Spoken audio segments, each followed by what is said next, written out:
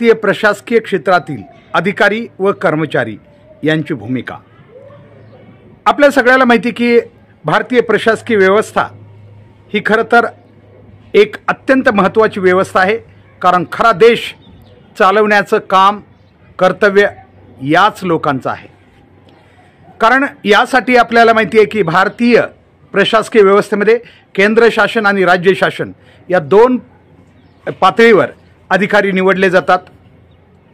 केंद्र शासनाचे अधिकारी UPSC जे की केंद्रीय लोकसेवा आयोग आहे तो निवडतो, तर राज्य शासनाचे कर्मचारी अधिकारी निवडण्याची पद्धत ही त्या त्या राज्याची असते। जसं महाराष्ट्राची MPSC आहे, महाराष्ट्र लोकसेवा आयोग।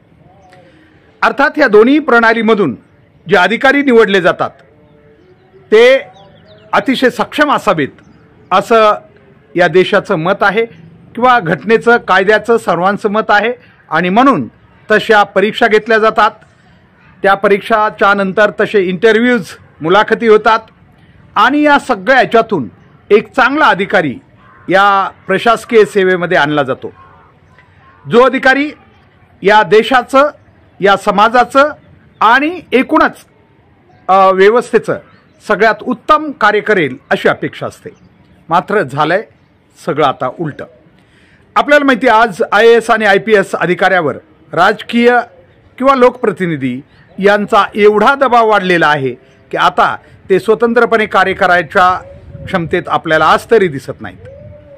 अर्थात विशेषतः याची झळ IAS जे अधिकारी आहेत, कलेक्टर किंवा जिल्हाधिकारी आपण म्हणतो किंवा इतर CEO असतील, जे जिल्हा परिषदेचे मुख्य अधिकारी असतील, हे तर खरोखर म्हणजे मुख्य भूमिकेत आहेत, परंतु यांच्यापेक्षा खरी झळ बसते समाजाला ती पोलीस यंत्रणा, ज्यामध्ये IPS आणि राज्य शासनाने निवडलेले PSI किंवा तत्सम PI वगैरे या रँकचे अधिकारी असतात।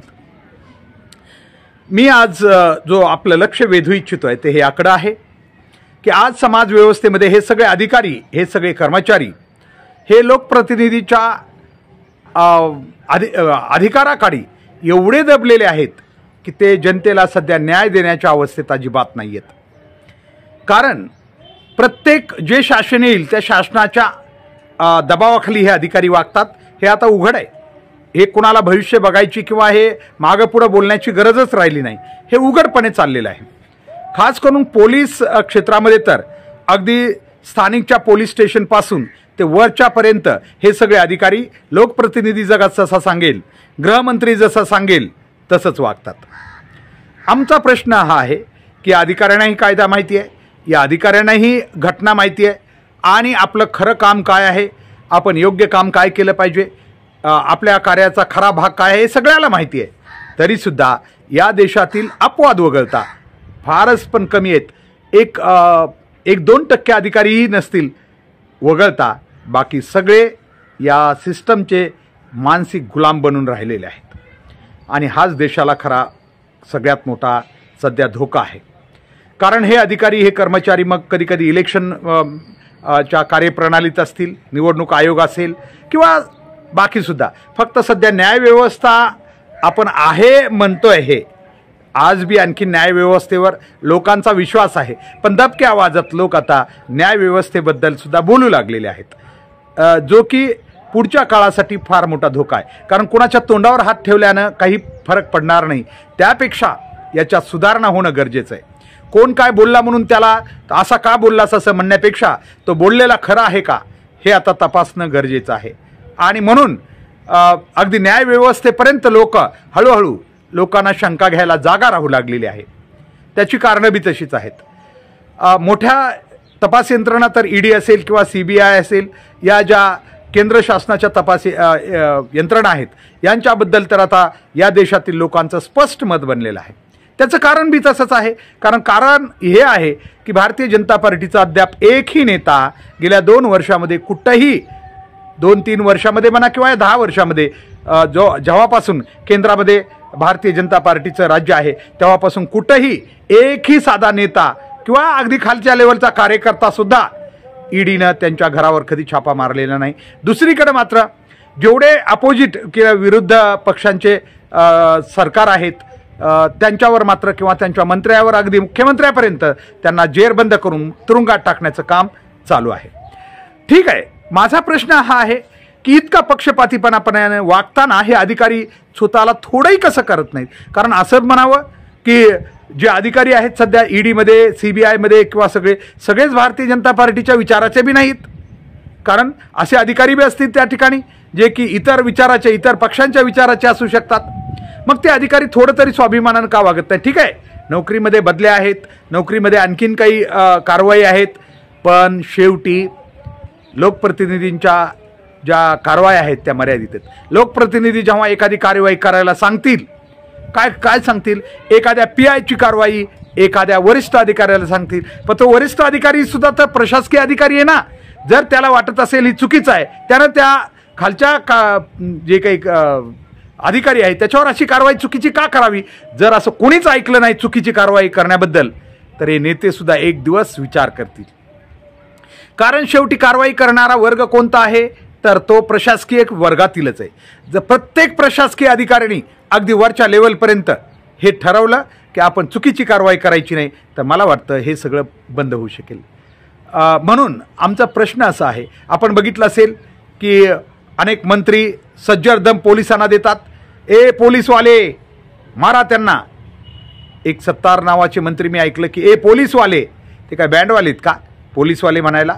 ते स्पष्टपणे अधिकारी आहेत आणि पोलिसांना याचं काहीच वाटत नाही.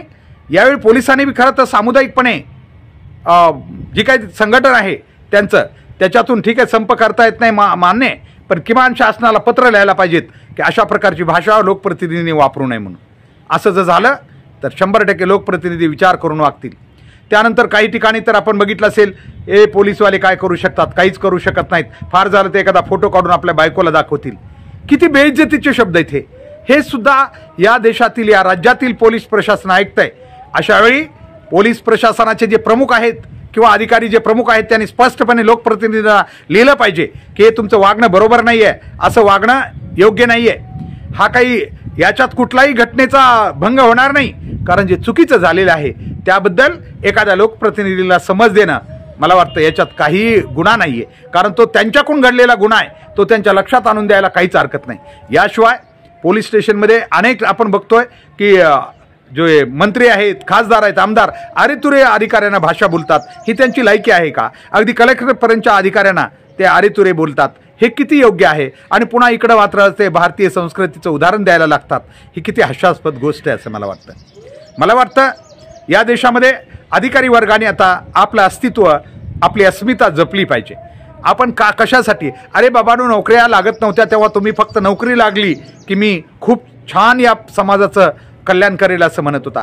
तुम्ही पुस्तकं वाचलेली आहेत, हा देश वाचलेला आहे, हा समाज वाचलेला आहे, आणि एक दिवस मी IAS IPS बनून फार मोठा चांगला कर्तव्यदक्ष अधिकारी बनेल अशी तुमची स्वप्न होती. मात्र त्या पदावर गेल्यानंतर तुम्ही सगळ्यांना अशा नांग्या का टाकल्यात? हा प्रश्न समाज आज तुम्हाला विचारतो आहे.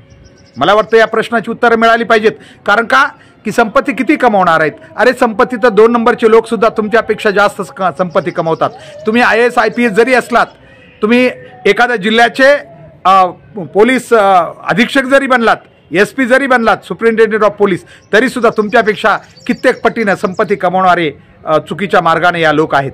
म्हणून संपत्तीच्या स्पर्धेपेक्षा तुम्ही तुमची अस्मिता, जे तुमचं कार्य आहे ते खरं तर त्याला न्याय देण्याचं काम तुम्ही केलं पाहिजे. त्याची इज्जत प्रतिष्ठा राखण्याचं काम या अधिकाऱ्यांनी केलं पाहिजे.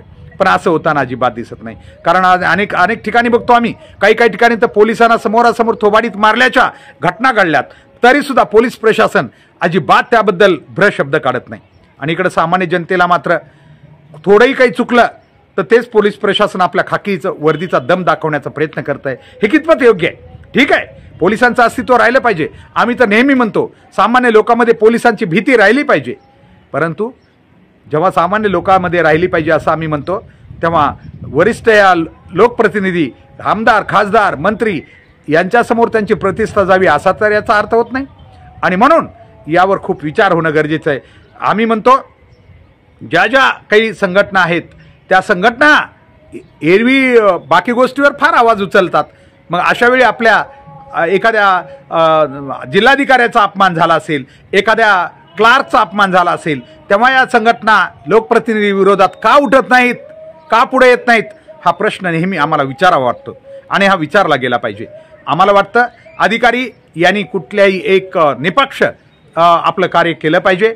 कारण का की जरी आज लोकप्रतिनिधी जातीयवाद करू लागलेले आहेत, पण अधिकारी कर्मचारी वृंदांनी जातीवाद करता कामा नये. कारण या देशात दुहेरी प्रशासन व्यवस्था नाही आहे, जातनिहाय प्रशासन व्यवस्था नाही आहे. सर्वच जो अधिकारी त्या पदावर असतो तो सर्व जाती धर्मांचा असतो. त्यानं याचं लक्ष ठेवलं पाहिजे.